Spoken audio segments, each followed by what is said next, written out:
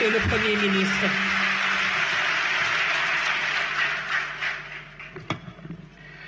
Excellence, Monsieur le Président de la République, Monsieur le Président de l'Assemblée nationale, Mesdames et Messieurs les ministres et secrétaires d'État, Messieurs les chefs d'institution, honorables députés, Mesdames et Messieurs les ambassadeurs, Mesdames et Messieurs les gouverneurs de région, Mesdames et Messieurs les élus locaux, Mesdames et Messieurs les partenaires au développement, Mesdames et Messieurs les autorités de régulation, Mesdames et Messieurs les représentants du secteur privé, des organisations syndicales et professionnelles et de la société civile, chers invités, Mesdames et Messieurs, nous sommes aujourd'hui réunis à un moment extrêmement important de la vie de notre nation pour présenter, au-delà du public ici présent, à tout le peuple sénégalais, le plan de redressement économique et social. Je voudrais rappeler que ce plan n'est pas tombé du ciel. Il fait partie d'un ensemble. Et ce rappel référentiel est important parce que nous avons d'abord travaillé à préparer un document prospectif. Document qui a été préparé sur commande de son Excellence Monsieur le Président de la République et qui devait décliner son programme, le programme avec lequel il a été porté à la magistrature suprême par le peuple sénégalais. Ce document appelé Vision 2050 était phasé. 3 phases notamment. La phase redressement, qui est une phase qui devait se dérouler sur une périodicité de 3 ans. Je ne sais pas si le présentateur ne suit pas apparemment.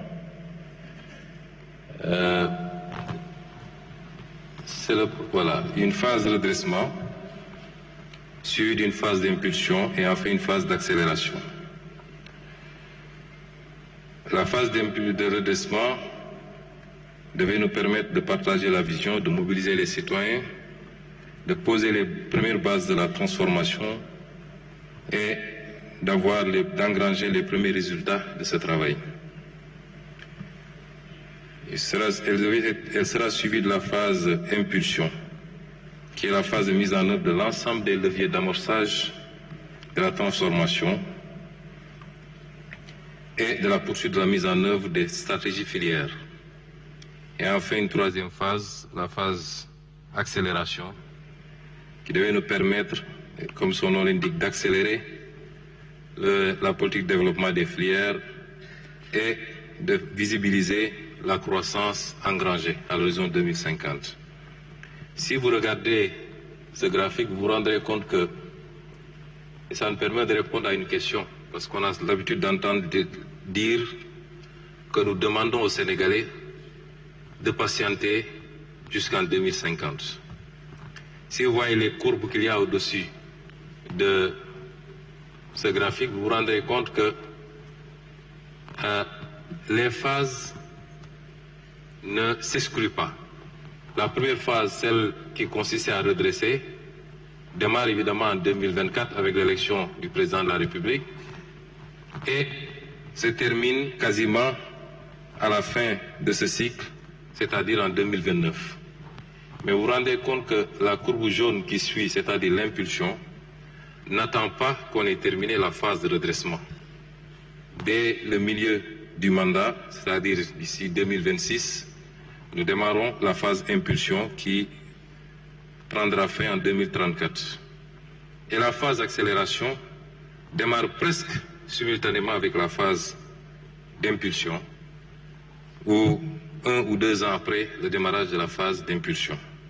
Et donc avant la fin de la première phase, c'est-à-dire le redressement. C'est une action combinée avec plusieurs phases qui ne s'excluent pas, mais avec la priorisation de l'une ou l'autre phase selon les périodes. Le redressement, pour le slide qui suit, doit nous permettre de faire un certain nombre de choses. D'abord, les réformes préalables à des actions futures. Un certain nombre de réformes, réforme des institutions, réforme de la justice, réforme territoriale, décentralisation, déconcentration, et j'en passe. Il faut comprendre donc que la phase de redressement ne commence pas aujourd'hui avec le document que nous vous présentons.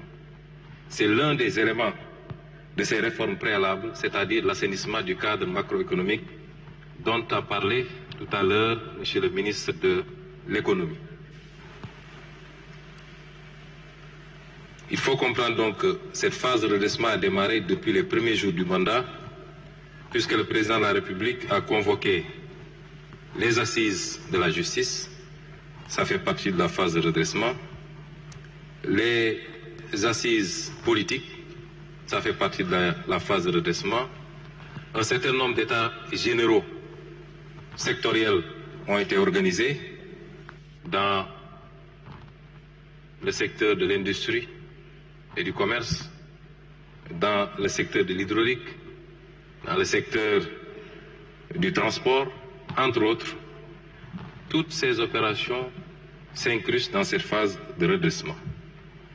Et donc, vous pouvez situer l'opération, l'exercice d'aujourd'hui dans cette première partie, c'est-à-dire les réformes préalables à des actions futures, dans le sens qu'il concerne un des points, l'assainissement du cadre macroéconomique et l'impact de cet assainissement sur l'économie et sur le social.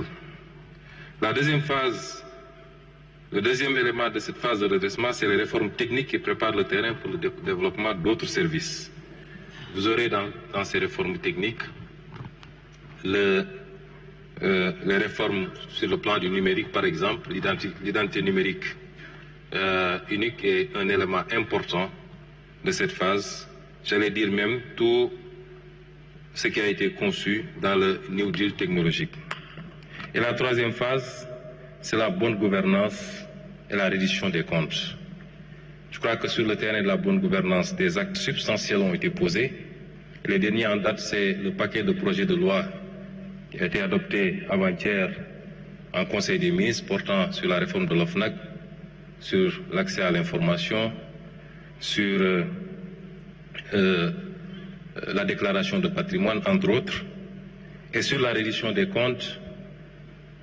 Le travail se poursuit méthodiquement dans le respect des règles de droit. L'objectif de cette première phase, c'est-à-dire la phase de redressement de la vision 2050, c'est de tourner définitivement le braquet d'un modèle ancien vers un modèle nouveau, préalable à l'impulsion et à l'accélération. Et ces réformes constitueront une des priorités du premier quinquennat.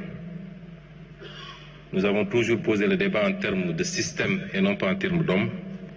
Et un système, c'est beaucoup plus l'interaction de règles, d'attitudes, de comportements.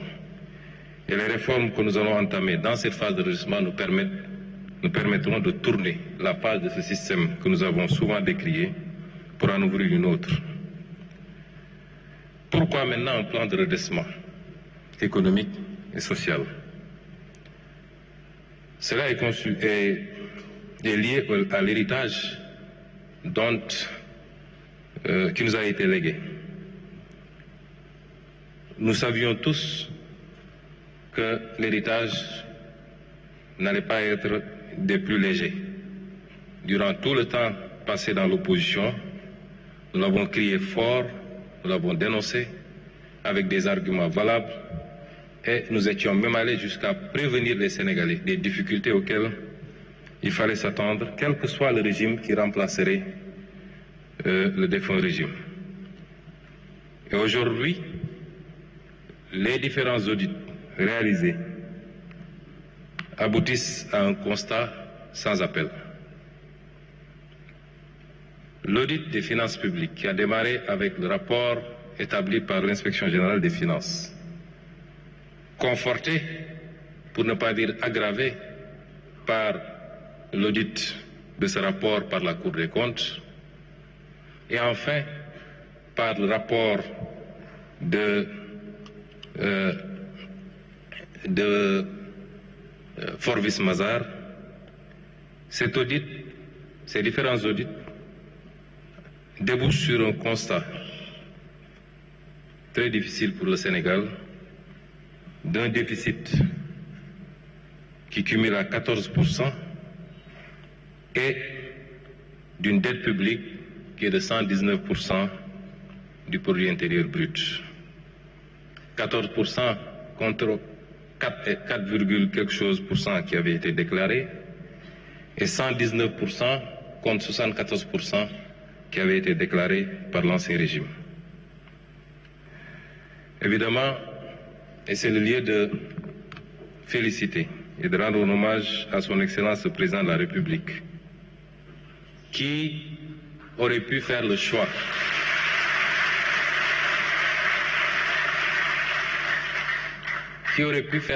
de la dissimulation. Je me rappelle des rencontres tenues autour de lui au palais avec les différents ministres concernés, le ministre des Finances, le ministre du Budget, le ministre des Finances et du Budget, le ministre de l'Économie et le désormais ministre d'État chargé de l'agenda et un certain nombre de ses conseillers, des réunions qui nous avaient permis d'apprécier la gravité de la situation, mais surtout des conséquences de l'exercice de vérité, si on choisissait de dire la vérité. Nous en étions conscients. Et le président a dit, je ne voudrais pas démarrer mon mandat sur un mensonge, je ne voudrais pas le dérouler sur un mensonge et le conclure par un mensonge.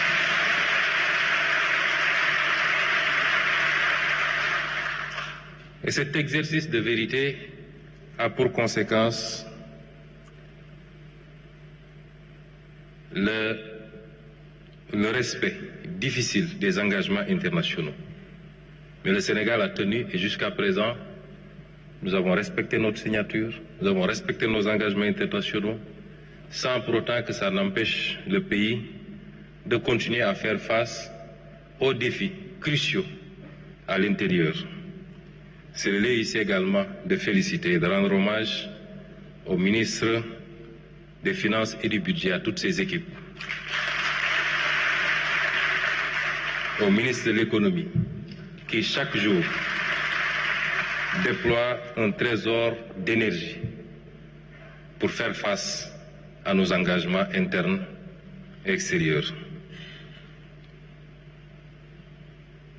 L'autre conséquence, c'est des conditions de plus en plus difficiles de financement extérieur, sur le financement extérieur. Évidemment, notre signature s'est dégradée. Vous avez vu tous les conséquences en termes de notation du Sénégal. Et c'était une des conséquences auxquelles nous nous attendions quand le président a décidé de se livrer à cet exercice de vérité. Le défi du retour à l'orthodoxie budgétaire, notamment l'objectif de revenir à 3% de déficit dans moins de 2 ans, c'est-à-dire en 2027. Un pas important a été réalisé dès cette année, puisqu'aujourd'hui, on est à moins 8% de déficit dans la loi de finances rectificative du moins. Et donc, la moitié du chemin a été parcouru déjà. Et de revenir également à un niveau d'endettement raisonnable et respectueux des critères de convergence dans le cadre de l'espace UEMOA.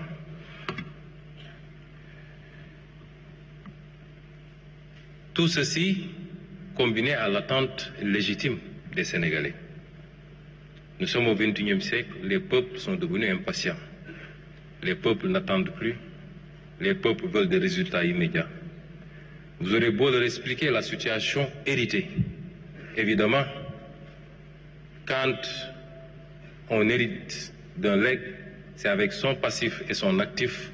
Et plus le passif est lourd, plus la capacité à relancer, à réaliser est compromise. Mais c'est une réalité, les peuples sont à bon droit et légitimement impatients. Et le fait que le Sénégal soit projeté dans le top 5 des pays à plus forte croissance et peut-être le premier en 2025 en Afrique, ne signifie pas grand-chose si l'on considère ce que le Premier ministre de l'économie vient de dire, que la structure de notre croissance, dépouillée de la croissance, le PIB agricole et hydrocarbures, révèle des performances très faibles, voire médiocres, c'est-à-dire on ne dépasse pas les 4% de taux de croissance, ce qui pose un sérieux problème de productivité, particulièrement de l'investissement. Voilà les raisons qui nous fondent à travailler à un sursaut, à essayer de trouver des solutions. Lesquelles solutions doivent être d'abord endogènes, doivent provenir de l'effort interne produit par les Sénégalais, pour eux-mêmes. Ce plan de redressement permettra de trouver de nouvelles sources endogènes. Et dans le tableau que je vais vous présenter tout à l'heure, nous détaillerons ces ressources endogènes. Il nous permettra de retrouver les équilibres budgétaires dont j'ai parlé tout à l'heure. Il nous permettra d'accélérer la progression de notre économie. Ce plan de financement pour le redressement de l'économie est fondé sur un certain nombre de principes. D'abord, le respect des engagements internationaux, comme je l'ai dit tout à l'heure. Nous tenons, quel que soit le régime qui a pris ces engagements et quelle que soit la nature de ces engagements, évidemment, nous pouvons travailler à identifier dans ce paquet de dettes la partie de la dette odieuse et poser le débat plus en profondeur avec les partenaires. Mais globalement, nous tenons à respecter ces engagements internationaux. Nous voulons remonter cette situation héritée sans pour autant aggraver la dette publique. Nous voulons le faire sans brader nos ressources naturelles et foncières.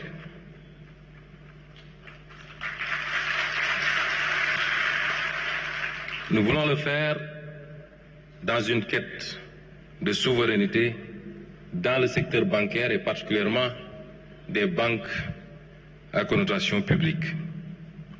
Nous voulons le faire sans mettre trop de taxes supplémentaires sur les investisseurs au détriment de l'attractivité de notre pays.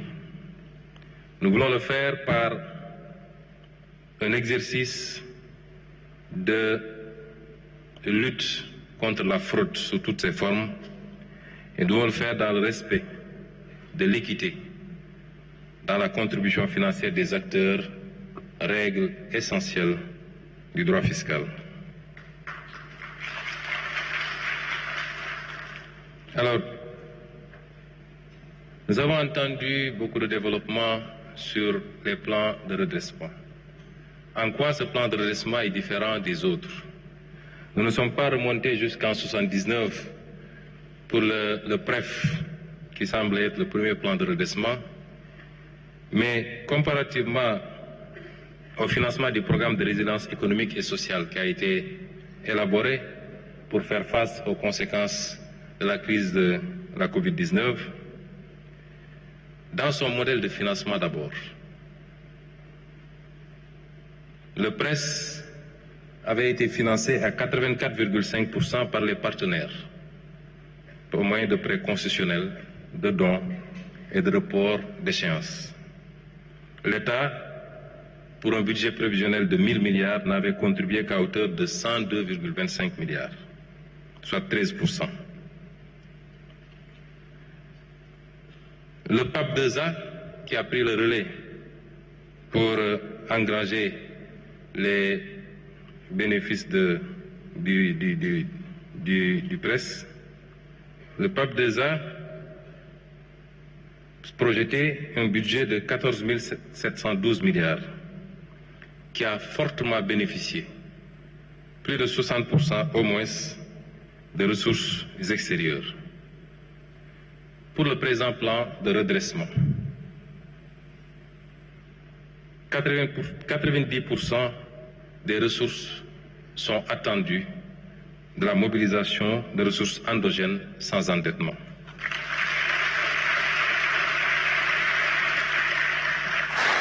Nous ne solliciterons les partenaires extérieurs que pour la partie du recyclage des actifs que je présenterai tout à l'heure, mais tout en conservant la propriété de ces actifs ou lors des appels publics à l'épargne sur le marché intérieur où des résidents de la zone pourraient éventuellement contribuer.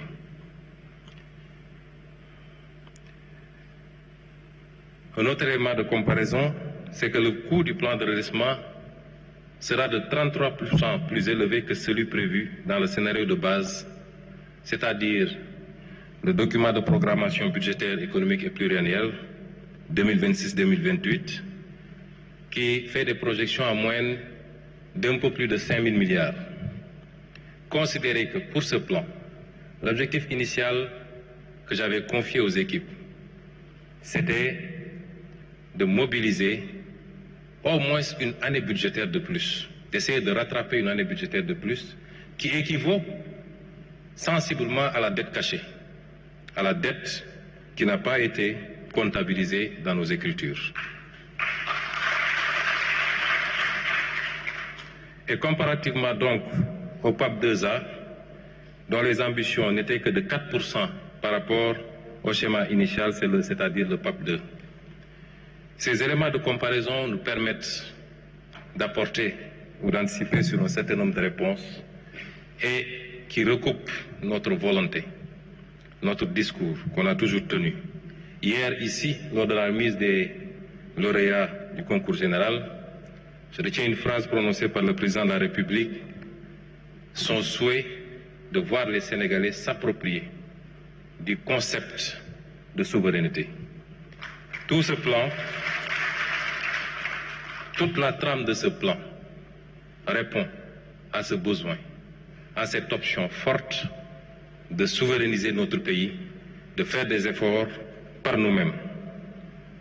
Nous ne pouvons pas, 65 ans plus tard, continuer à attendre le salut de l'extérieur. L'Afrique doit évoluer et le Sénégal doit évoluer. Depuis que les constats ont été faits, après les audits, tout le débat national tournait autour du FMI. Le FMI n'a pas décaissé. Est-ce qu'on aura un nouveau programme avec le FMI? Ce que nous présentons aujourd'hui n'attend rien quasiment de personne, sinon du peuple sénégalais lui-même.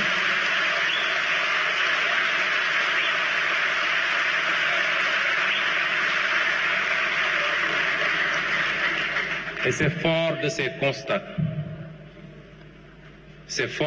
constats, que nous avons sollicité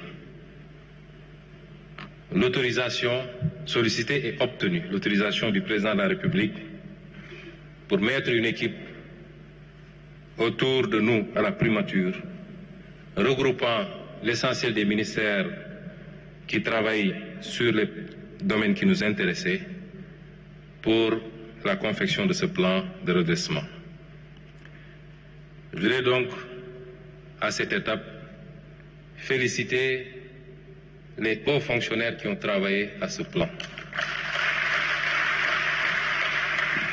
Mesdames et messieurs, le Sénégal regorge d'agents dans la fonction publique de qualité.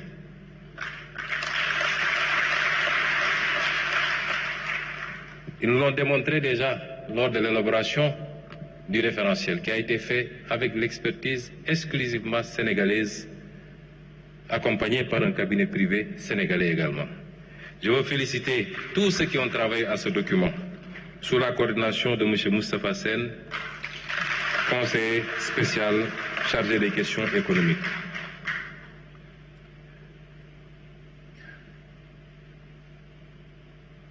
Les chantiers de financement du plan tournent autour de 3. Le premier chantier, c'est la réduction maîtrisée de la dépense publique, du train de vie de l'État. Le second chantier, c'est la mobilisation des ressources domestiques. Et le troisième chantier, c'est le financement endogène complémentaire hors endettement. Pour l'optimisation de la dépense publique, nous avons travaillé d'abord à l'amélioration de la planification stratégique, notamment avec la mise en place des cadres de dépenses à moyen terme, des indicateurs de performance, l'élargissement du scoring matriciel des projets. Pour tous ces éléments, je vous aurais renvoyé à la mise en œuvre de la vision sous la coordination éclairée de M. Amin Lo, ministre d'État chargé de l'agenda, appuyé par le box de M. Birom Oloba. Il y a la digitalisation et l'optimisation également de la commande publique.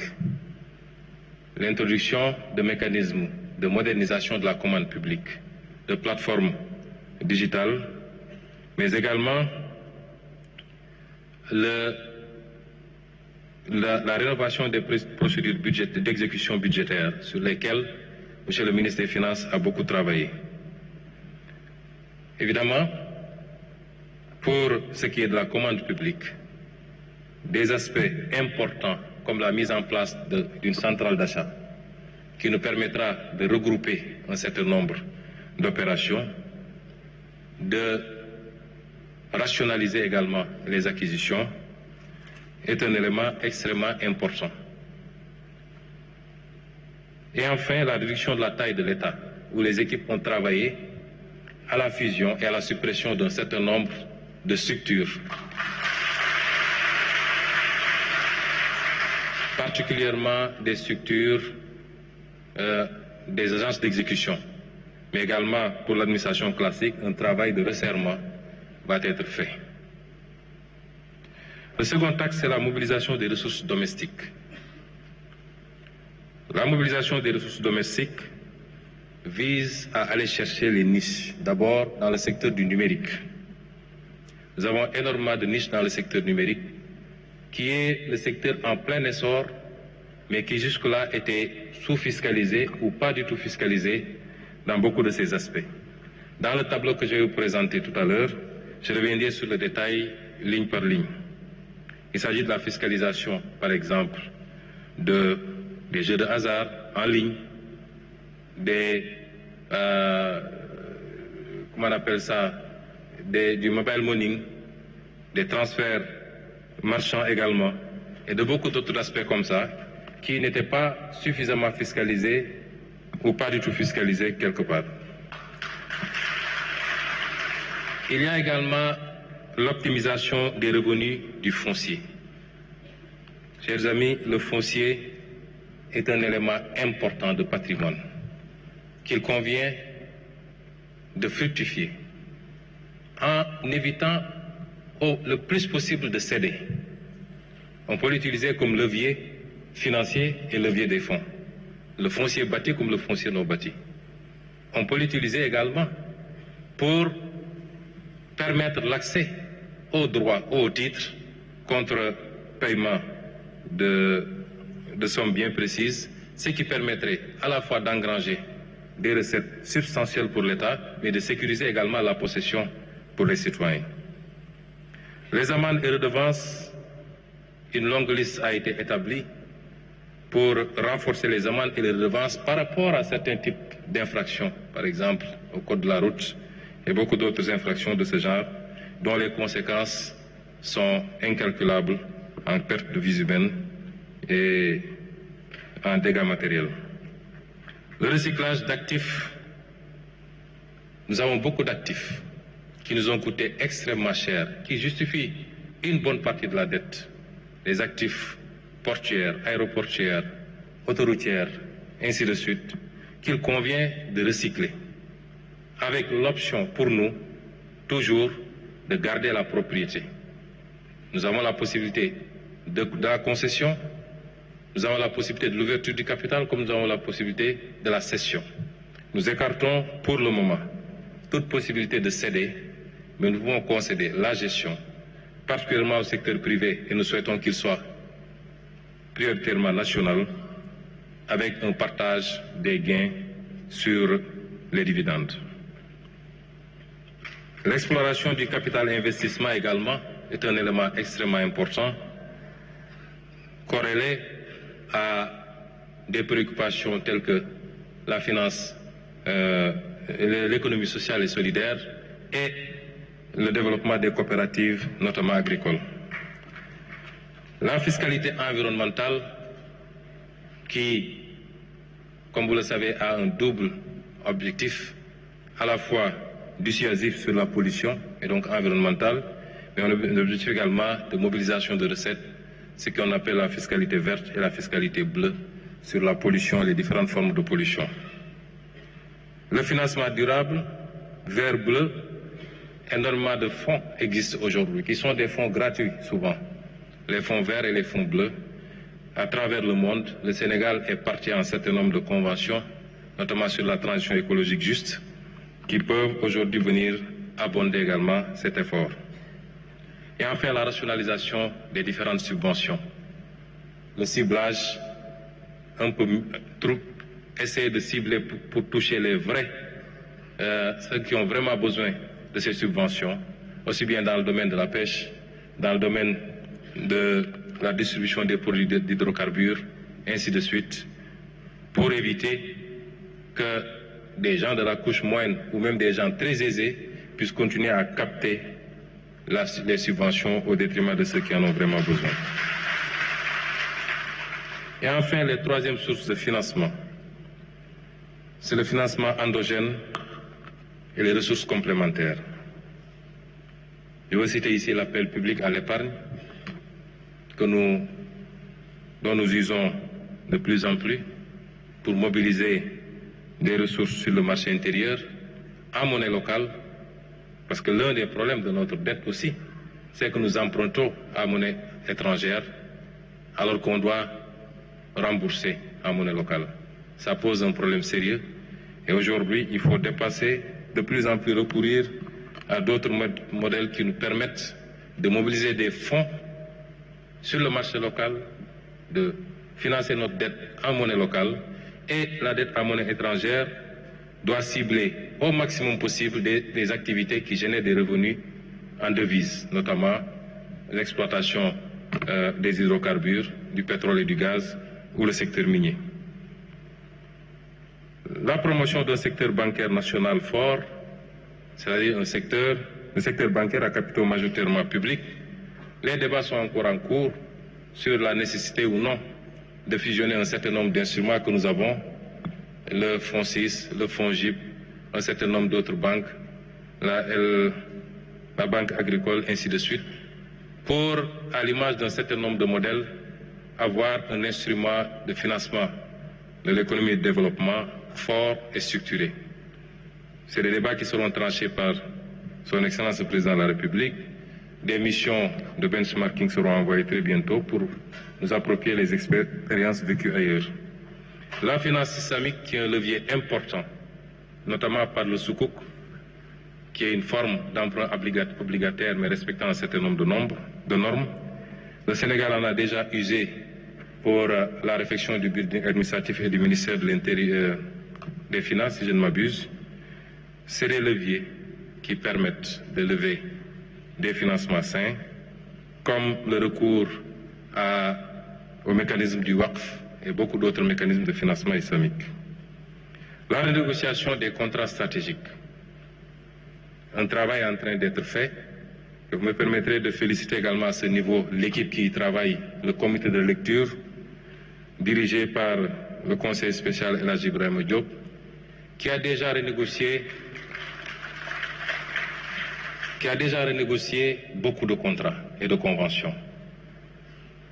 Je me rappelle, lors de nos écrits, quand on était dans l'opposition, nous nous référions aux statistiques de l'OCDE, qui chiffrait à peu près les surfacturations dans les marchés publics, dans les pays à économie avancée, comme on dit, à peu près 11%. Pour le travail que nous avons commencé à faire, qui touche peut-être principalement le secteur des BTP, un peu l'énergie, un peu la santé, etc., le constat, c'est que nous sommes déjà à 18% de surfacturation sur les marchés publics. Et les gains qu'on ferait Rien qu'en assainissant ce volume dans le budget d'investissement, nous permettrait d'engranger des profits significatifs.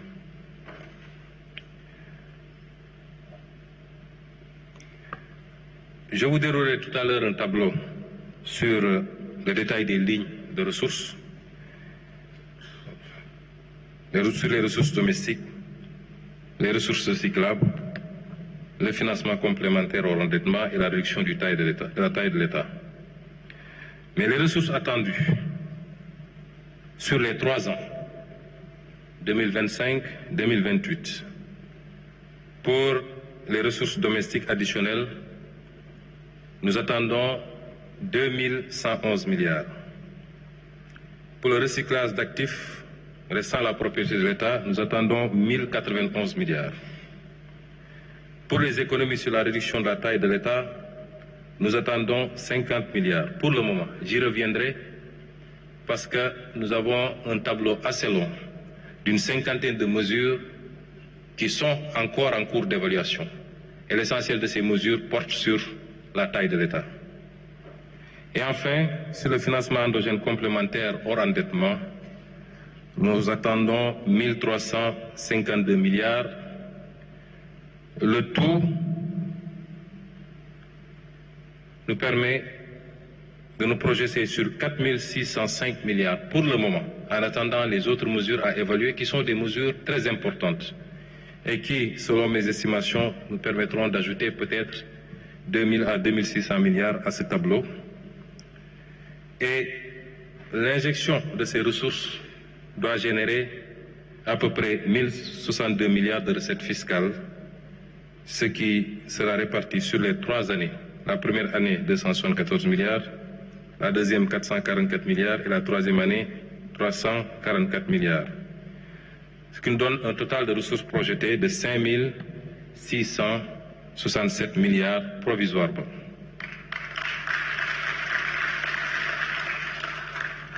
Alors, je ne sais pas si ils avaient remis la clé à la régie pour pouvoir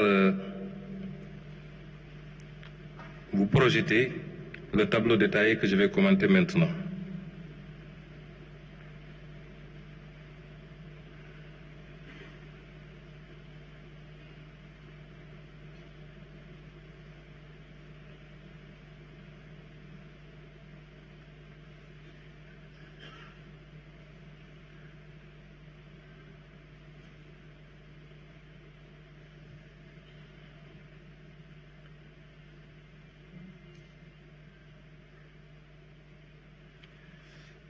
Pour les différentes rubriques, la synthèse des projections se décompose en mesures nouvelles et réalistes de génération de recettes publiques et leur potentiel budgétaire sur la période 2025-2028. Pour le financement endogène, je vous ai dit que le tableau, je vais citer pour chaque rubrique quelques lignes. Nous avons la ligne renforcement de la collecte des dividendes des entités publiques, sur laquelle nous attendons 27 milliards. Le Sénégal, en tout cas l'État, a été assez négligent dans le suivi de son portefeuille et de la collecte des dividendes dans toutes ses participations. Dans le secteur minier, par exemple, où on a minimum 10%, 15%, 20% de participation souvent, et dans beaucoup d'autres secteurs, comme le secteur portuaire, nous pensons qu'une action générera ce montant. Pour la renégociation des contrats stratégiques, nous nous projetons sur 884 milliards. Un travail consistant à corriger les déséquilibres constatés dans les conventions minières, pétrolières et industrielles, telles que les cimenteries, notamment en matière de redevances de fiscalité et de production déclarée. Elle inclut également le recouvrement des amendes issues des audits métrologiques et fiscaux. Pour la mobilisation de l'épargne nationale et de la diaspora, l'objectif c'est de capter les flux d'épargne disponibles sur le territoire national et auprès de la diaspora à travers la création de véhicules d'investissement. Il ne s'agit pas de dire aux gens de donner leur argent de manière philanthropique, mais de les intéresser à un certain nombre de projets structurants sur lesquels ils peuvent investir avec retour d'investissement. Nous nous projetons sur 135 milliards.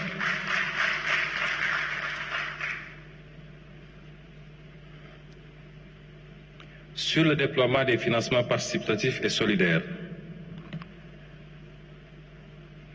le WAPF, les instruments tels que le Soukouk et les plateformes de crowdfunding, nous projetons 300 milliards. Pour l'approvisionnement gaz par GTA, un élément extrêmement important. Parce qu'aujourd'hui, les contrats de recherche et de partage de production autorisent le Sénégal à notifier ses besoins au plus tard le 1er octobre pour l'approvisionnement de son marché local. Ce que nous avons fait pour 2026. Les gains sont de 177 milliards ou de 143 milliards sur 2026 seulement, selon l'application au nom de la pénalité de 25% prévue et que BP peut vouloir appliquer. Et l'impact sur le kilowattheure, c'est de le faire passer de 115,93 francs kilowattheure aujourd'hui à 76,18 francs kilowattheure. Et donc sur les 3 ans, l'impact attendu est de 435 milliards. Pour les actifs détenus par la SOGEPA, qui peuvent être utilisés comme effet de levier, nous nous projetons à 341 milliards. Pour ce qui est de la régularisation du renouvellement de concessions des opérateurs téléphoniques également, nous nous projetons à 200 milliards.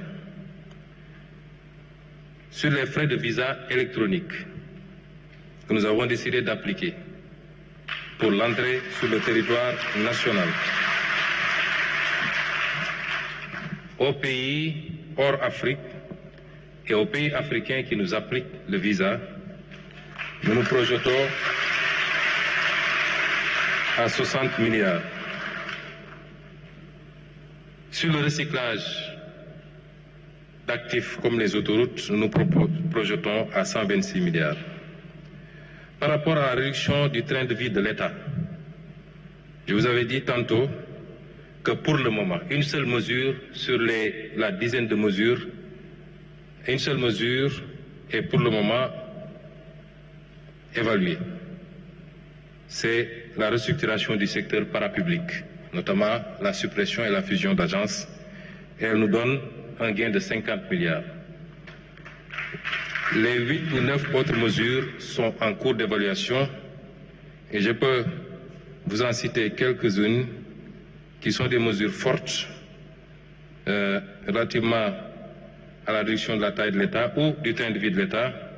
J'ai parlé tantôt de l'élimination des surfacturations sur les marchés et les chantiers publics, la réduction des subventions accordées à certaines entités publiques qui doivent pouvoir avoir leur autonomie financière, la réduction sélective et progressive des subventions aux équipements de pêche, des détaxes de carburant, etc., l'économie sur les frais liés à l'organisation des élections. Je crois que les conclusions du dialogue politique nous permettraient de le faire, rien qu'avec le bulletin unique. Je passe sur les autres. Le plafonnement de la masse salariale dans le secteur parapublic, puisque la loi organique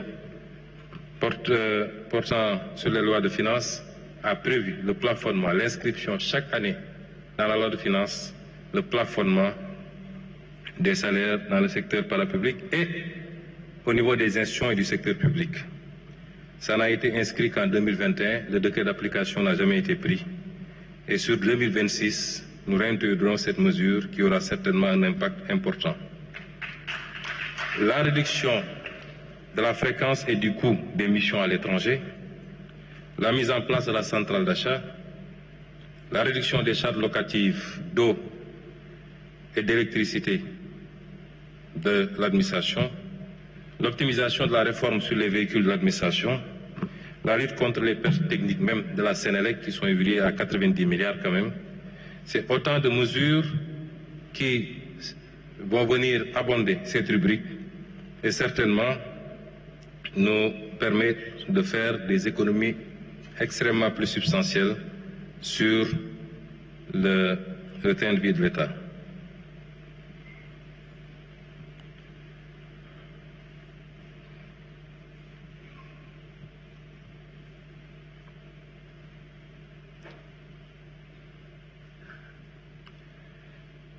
Donc, après ce volet, sur le recyclage des actifs, nous nous projetons à 1519 milliards. J'ai parlé des actifs détenus par CGA, par SOGEPA. La possibilité d'une cession partielle du site de l'ancienne base militaire française de Rufisque, si le président de la République l'autorise, ce qui ne semble pas être le cas pour le moment, avec un veto fort des forces armées. Sur la zone économique de Diass, où un modèle d'aménagement et de mise en location ou de cession partielle peut être envisagé, où nous escomptons 215 milliards. La régularisation de conventions de concession des opérateurs, j'en ai parlé, et le site de Dantec où il y a encore 3 hectares que le FONSIS envisage de gérer pour générer 126 milliards. Pas en termes de cession, une fois de plus. Pour la mobilisation des ressources domestiques, nous envisageons avec la mise en concession ou vente partielle de terrains viabilisés des zones à fort potentiel économique. Je veux dire ici, pour les besoins sociaux à des Sénégalais de toutes les couches, mais particulièrement des couches les moins favorisées, mais également pour les besoins du tourisme, où la SAPCO et ses agences dans l'aménagement de sites dans la Petite Côte, Mbodienne et autres, dans le sud à Béné, etc. Et pour les programmes immobiliers et logistiques. L'évaluation de l'assiette et des droits additionnels nous projette sur 80 milliards. Pour les redevances audiovisuelles, le ministre a commencé déjà un travail important, M. Ali Oussal, ministre des Télécommunications. Il s'agit ici d'aller au-delà de ce qu'il a commencé et de fiscaliser tout ce qui est publicité en ligne, les vidéos sur demande, notamment les plateformes de Netflix et autres, les services numériques. On se projette à 16 milliards. Le e-commerce, les revenus d'influenceurs qui, quelquefois, encaissent beaucoup d'argent.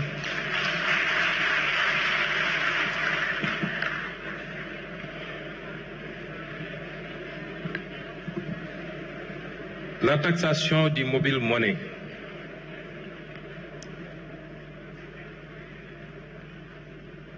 La taxation du mobile money qui existe déjà, mais qui se fait sur des bases très faibles.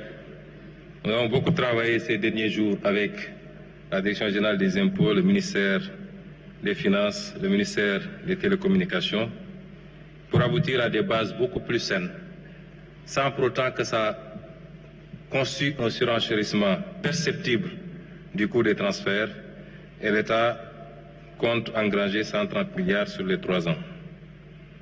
La taxation des transactions marchandes,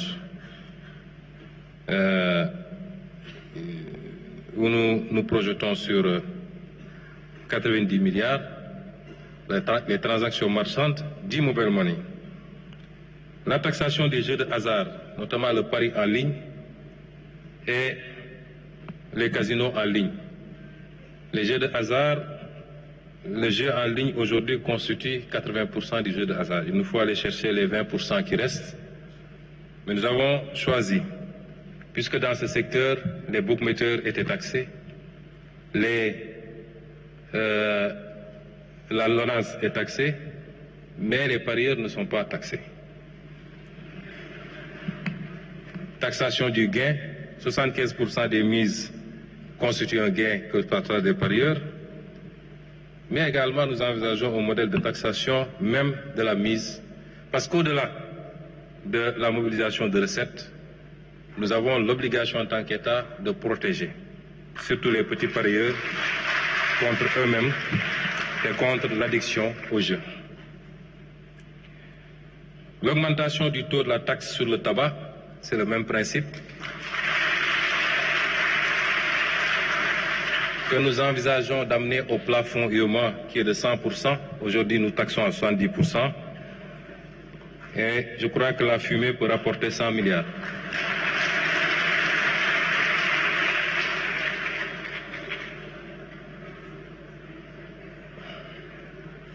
Le relèvement de l'âge limite d'importation des véhicules de tourisme.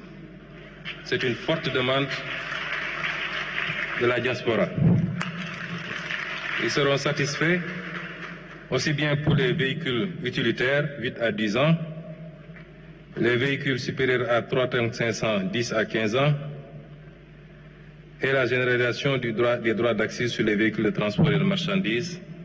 Ces trois mesures doivent pouvoir rapporter un peu plus de 100 milliards.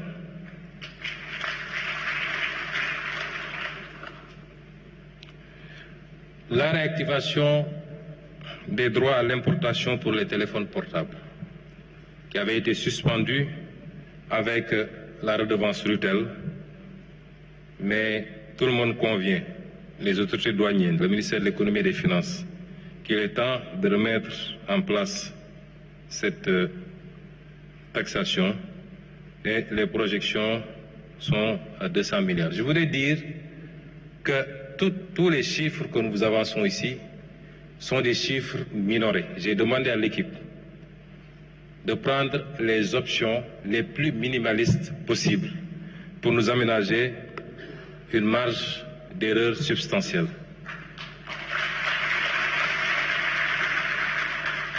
La mise en place d'un programme de marquage fiscal qui permet de lutter évidemment contre la fraude sur les quantités, mais également de garantir un peu la qualité de la consommation. Donc des préoccupations de santé où nous projetons 87 milliards. La réactivation du droit de sortie sur les exportations d'arachide et de la noix de cajou, 27 milliards et 15 milliards. Ici, c'est à la fois des soucis de collecte, mais également de protection de notre secteur industriel pour l'arachide, mais l'incitation également à la transformation locale. Et c'est là où nous attendons le secteur privé national. La modification de 10% des barèmes de loyer sur le domaine de l'État. L'État donne des baux, mais nous constatons que les taux contenus dans les barèmes sont extrêmement faibles et n'ont pas été révisés depuis 2011, si ma mémoire ne fourche pas. C'est des mesures qu'il faut, pas seulement sur le barème des loyers, mais également sur le barème des cessions définitives. Si l'État veut acheter un terrain d'un particulier, il l'achète au prix du marché. Mais si l'État vend un particulier, il vend 10 fois, 20 fois, 30 fois moins cher parce qu'il vend selon un barème, puisque l'État n'est pas censé faire des profits sur le foncier. Mais cet État-ci, qui a hérité d'un déficit de 119% et d'un déficit de 12%, est censé faire de l'argent. La régularisation massive des terres du domaine national. Nous avons travaillé avec M. Dia sur la possibilité de faire évoluer le PROCACEF, qui est un programme qui permet de régulariser les propriétaires allégués de terrain, particulièrement en zone rurale, mais ça se faisait presque gratuitement, mais on ne délivrait pas de droits ou de titres. L'instruction, c'est d'aller vers la délivrance de droits et de titres pour sécuriser les propriétés et permettre à ces gens-là non seulement de pouvoir sécuriser, mais de pouvoir même avoir un levier pour faire prévaloir auprès des banques pour lever des fonds utiles à leur activité.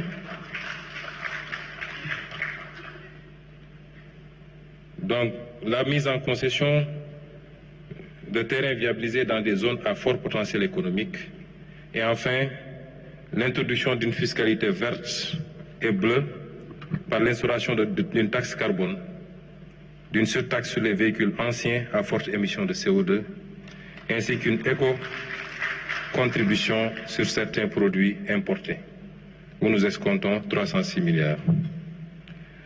Ça, c'est les recettes fiscales attendues de l'injonction des ressources. Ça, c'est les ressources du moins, et les recettes fiscales attendues, je vous l'ai dit, c'est 1062 milliards. Et au total, l'ensemble des ressources s'élèveront à 5667 milliards provisoirement, en attendant de continuer l'évaluation des autres mesures qui sont tout aussi importantes. Parmi ces mesures, je peux vous en citer quelques-unes qui sont des leviers importants. Il y a le recours aux ressources longues qui nous permettra de lever des fonds en monnaie locale. C'est le cas des fonds de pension, les consignations, le capital assurance. L'objectif ici, c'est de remplacer la dette par l'equity et d'avoir plus de marge, puisque c'est des ressources longues. La révision du mode d'indexation de la prime fixe sur l'électricité, l'imposition d'une amende forfaitaire aux propriétaires d'immeubles n'ayant pas respecté la réglementation en matière de construction, notamment les ascenseurs, les parkings et autres, l'application effective des taxes sur les nouvelles conventions de pré-projet, puisque les montants sont libellés tout le temps en TTC. Je vous ai cité tout à l'heure les mesures pour le train de vie de l'État. Je les saute donc. Je vais sauter, je vous donne quelques échantillons.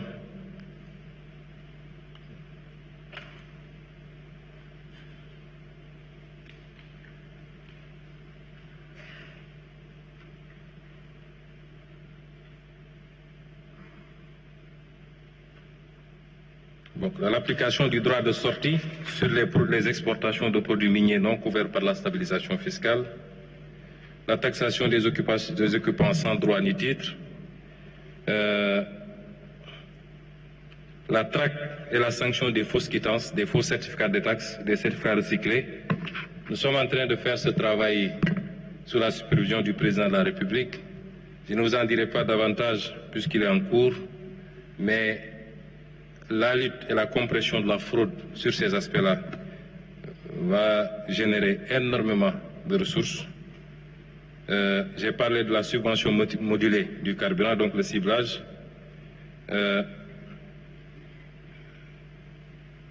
Et j'en passe et j'en passe. Il y a à peu près 37 mesures qui sont encore en cours d'évaluation et sur lesquelles nous comptons encore engranger pour dépasser largement les prévisions. L'exercice auquel nous nous livrons n'est pas seulement un exercice conjoncturel. C'est vrai, il y a une situation qui l'exige. Ça ne nous a pas été imposé de l'extérieur pour une fois. C'est souverainement qu'on a décidé de le faire. Mais au-delà de cette situation conjoncturelle, cet exercice nous permet de répondre à une des positions que nous avons toujours défendues. C'est que nous avons la capacité de faire évoluer de manière substantielle notre budget. Nous avons toujours dit que nous n'avons pas exploré peut-être le tiers de nos capacités. Ce qu'il faut retenir aujourd'hui, c'est que l'instauration de ces mesures et leur prolongement au-delà de ce délai de 3 mois doit nous permettre de hisser substantiellement le budget de l'État du Sénégal et d'offrir plus de possibilités à l'État de répondre aux préoccupations des Sénégalais. Pour revenir au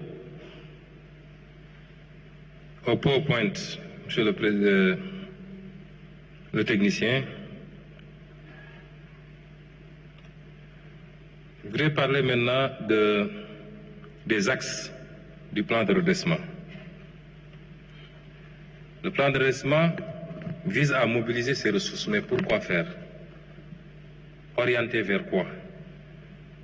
Nos objectifs, c'est d'abord les services sociaux de base qui bénéficieront d'un financement plus conséquent. Le premier axe, donc, c'est l'appui aux ménages. Dans l'appui aux ménages, nous avons une offre plus importante, mieux orientée, de biens et services sociaux. Je vais parler des services liés à la santé, à l'éducation, à l'enseignement supérieur, au logement social décent, à l'accès à l'électricité et à l'eau, particulièrement dans le monde rural. C'est également l'obtention des titres de propriété facilités pour sécuriser les ménages. Et c'est les aides aux ménages pauvres, notamment la bourse de sécurité familiale, qui sera renforcée. C'est également une des préoccupations essentielles du président de la République et de mon gouvernement, c'est continuer à rendre le coût de la vie abordable pour nos concitoyens. Par l'approvisionnement, un meilleur approvisionnement du marché et éventuellement une baisse des prix des denrées. Et évidemment, la création massive d'emplois par l'abondement des fonds destinés au financement, particulièrement des jeunes et des femmes, pour l'employabilité et l'emploi. Toujours pour l'appui aux ménages, je disais tantôt, j'ai cité tantôt le cas des bourses de sécurité, et un meilleur ciblage, évidemment. Quand on dit cibler les subventions, certains proposent souvent de supprimer carrément les subventions et de faire des transferts cash qui profitent à partir du fichier RNU, qui nous permet de connaître les ménages considérés comme pauvres, de pouvoir les cibler directement par des cash transferts. Et enfin, penser sérieusement à la gratuité de certains services de base, par exemple, pourquoi pas les médicaments génériques qu'on pourrait éventuellement rendre gratuits, mais c'est en réflexion. Pour le second point, c'est le soutien au secteur privé national et la libération des énergies créatives. L'accès au foncier revient parce qu'entreprendre nécessite, pour la plupart du temps, de pouvoir accéder au foncier. Des mécanismes simplifiés et accélérés pour permettre à ce secteur privé d'accéder au foncier. L'amélioration de l'accès à l'électricité, j'en ai parlé tantôt. L'un des éléments de compétitivité industrielle particulièrement, c'est le coût de l'énergie.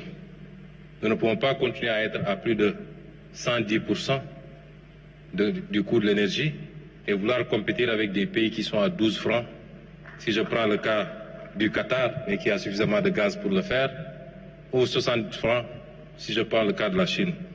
Il faut aujourd'hui que nous travaillions à baisser substantiellement le coût de l'énergie, mais également l'accès aux autres sources d'énergie pour le secteur privé particulièrement, les énergies renouvelables, le solaire singulièrement. Le paiement de la dette due au secteur privé. Après finalisation de l'audit de cette dette, l'engagement que prend le gouvernement, c'est de payer intégralement cette dette pour permettre à ce secteur privé. Certains nous disent qu'il faut vous assurer que les dettes que vous allez payer, les montants qui sont reçus soient réinjectés dans l'économie. Nous ne pouvons pas le garantir ou l'exiger, mais je suppose que pour un investisseur, la logique voudrait que s'il reçoit des paiements par rapport à une dette, qu'il les réinjecte dans l'outil de production pour pouvoir être plus productif et participer à la construction de notre développement. Le développement des infrastructures dans les pôles, entre les pôles, dans les zones économiques, également, est un engagement que nous prenons vis-à-vis du secteur privé. La mise en place d'une garantie marché pour faciliter beaucoup de choses, notamment avec les contrats triennaux, parce que beaucoup de membres de la société civile se plaignent de ne pas pouvoir avoir une prévisibilité par rapport au marché public. La réforme du climat des affaires, chantier que nous avons déjà initié avec la réforme du Code des investissements qui est en cours, du Code général des impôts, du Code des douanes, du Code minier, et j'en passe, avec l'objectif de réformer le climat des affaires, mais tout en sauvegardant les intérêts de l'État. La facilitation de l'accès aux intrants également, particulièrement pour le secteur primaire, est un engagement. Et enfin, l'accompagnement à la formalisation avec les guichets uniques et beaucoup d'autres outils qui permettraient d'accompagner une bonne partie de l'informel vers la formalisation. L'autre élément, c'est le développement des secteurs prioritaires, l'agriculture, la pêche et l'élevage. Je ne ferai que les citer parce que je vous en renverrai au document Vision. Au début de mon exposé, je crois que j'ai sauté un slide pour vous dire que ce que nous faisons ne tombe pas du ciel. Nous avions d'abord le document Vision, nous avons ensuite le master plan décennal 2024-2034, nous avons la stratégie nationale de développement, qui est une stratégie quinquennale, nous avons même le document de programmation budgétaire et économique pluriannuel. J'aurais même pu citer la déclaration de politique générale. Mais ceci participe de ce premier point qu'on appelait le redressement. Mais si vous vous rabattez sur le document Vision qui sera publié la semaine prochaine, Monsieur le ministre d'État, aujourd'hui, Monsieur le Président de la République me dit que ce sera publié aujourd'hui, ce document, tout ce que je vais développer ici et dans ce document, les offres et les projections sur les secteurs de l'agriculture, de la pêche et de l'élevage, la filière viande et lait, les industries légères, parce que dans le phasage, nous considérons qu'aucun pays ne s'est levé pour aller tout de suite vers les industries lourdes. Il faut pouvoir faire un ciblage, y aller méthodiquement. Donc, le fer, la métallurgie et la sidérurgie, où nous avons des offres concrètes, même si ça semble être des secteurs assez lourds. Et c'est pourquoi le pari de l'énergie est important. Une fois de plus, c'est la mère des batailles. Le logement social, pas ici sous le volet social, mais c'est des entreprises qui viendront faire des offres. L'agro-industrie, le tourisme, les BTP, le numérique, l'industrie pharmaceutique, chimique légère, l'industrie culturelle et créative, le textile habillement, les matériaux de construction et l'agro-industrie.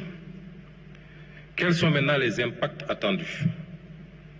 D'abord, sur le plan social, l'application de ce plan, combinée à toutes les autres initiatives, parce que ce que je vous ai montré ici n'a rien à voir avec les différentes réformes, par exemple les différents codes, même si, de manière anticipative, certains points validés ici devraient être pris en compte, mais nous allons anticiper parce que dès les prochaines semaines, nous présenterons à l'Assemblée nationale un paquet de réformes qui doit accompagner la mise en œuvre de ce plan. L'amélioration de la situation sociale des ménages en milieu rural et urbain, la facilitation de l'accès aux services sociaux de base, l'adoption de nouvelles mesures de baisse des prix de denrées, le renforcement du socle de protection sociale, la promotion de l'entrepreneuriat pour les jeunes et les femmes. Je pense que je peux passer sur ces slides puisque j'ai déjà détaillé ces aspects plus haut. Et enfin, les impacts budgétaires attendus. C'est que ces ressources que nous voulons mobiliser conforteront la position de l'État par rapport à nos ambitions de souveraineté. Je le rappelle encore, il ne faut pas qu'on fasse des confusions. La souveraineté ne veut pas dire l'autarcie. Vous entendez des gens qui vous disent, oui, ils parlent de souveraineté, pourtant ils empruntent. Ce n'est pas ça la souveraineté. La souveraineté, c'est avoir le choix dans les schémas que vous mettez en place, qu'on ne vous impose pas des modèles. C'est de pouvoir dire, ma priorité, c'est de mobiliser sur les marchés, dans les conditions les plus favorables, les taux les plus favorables, les maturités les plus favorables, et de ne recourir au multilatéral et notamment au FMI qu'en dernier ressort parce que je n'aurai pas d'autre solution. C'est le contraire de ce qu'on fait actuellement. C'est ça la souveraineté. Mais ce qui vous permet d'être à l'aise sur ça, c'est votre capacité à mobiliser des ressources endogènes, à assainir votre cadre macroéconomique. Et c'est ce travail qui va nous permettre effectivement de conforter la position de l'État.